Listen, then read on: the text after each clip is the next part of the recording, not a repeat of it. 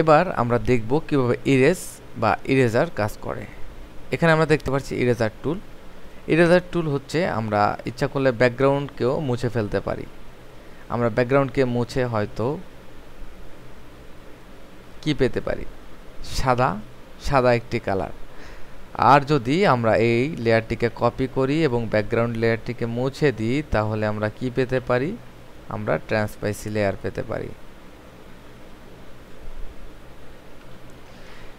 এভাবে আমরা ইরেজ করতে পারি। বুঝলাম যে এভাবে ইরেজ করলেই সব সমস্যার সমাধান হবে না।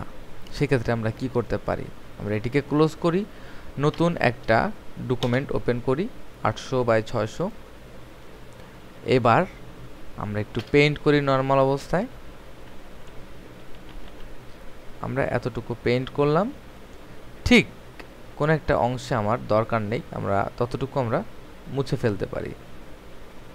কিন্তু এই মোছার ভিতরে রয়েছে কিছু নিয়ম, যে আমরা যেমন করে পেইন্ট করছি হয়তো তেমন করে মুছতে পারতেছি না, কারণ আমাদের এজটা অনেকটা জ্যাকি।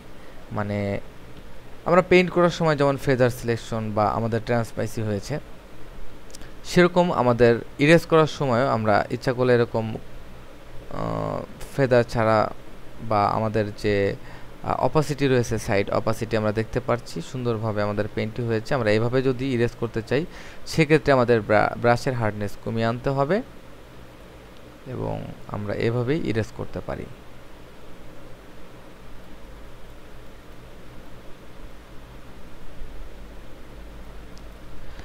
এভাবে আমরা নর্মালি ইরেজ করতে পারি।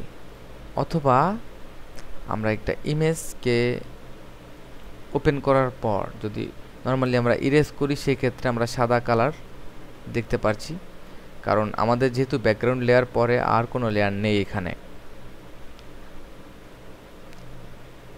এখানে আমরা দেখতে পাচ্ছি একটি বক্স।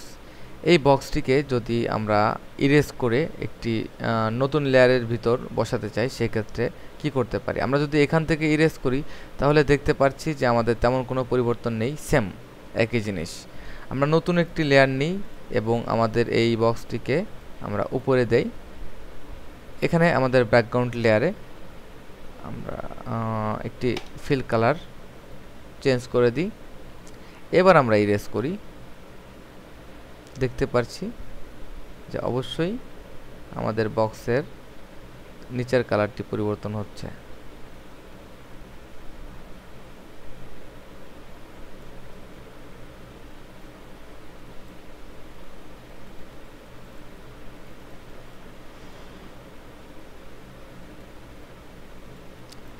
আচ্ছা, আমি একটু বেশি করে ইরেজ করলাম।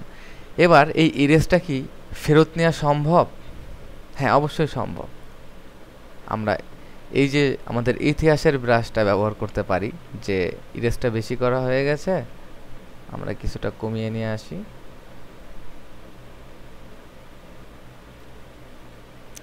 এভাবে আমরা ইরেজ করে স্পেসও আমরা ফেরত আনতে পারি, আবারও ইরেজ করতে পারি।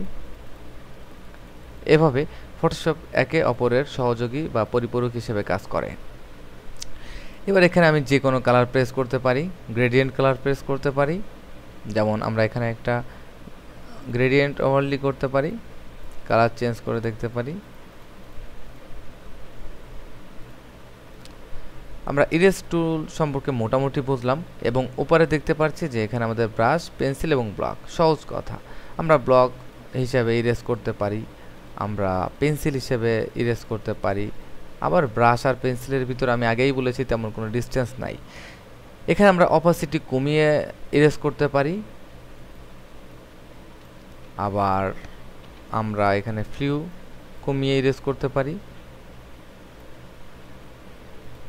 এবং ইরেজ টু হিস্ট্রি, আমরা ইতিহাসকেও ইরেজ করতে পারি,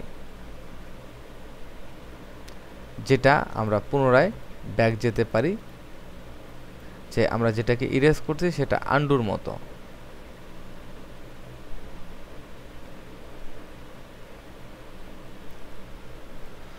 নর্মাল অবস্থায় আমি আরেকটা এক্সাম্পল দিব, আর তেমন হয়তো বোঝানো লাগবে না।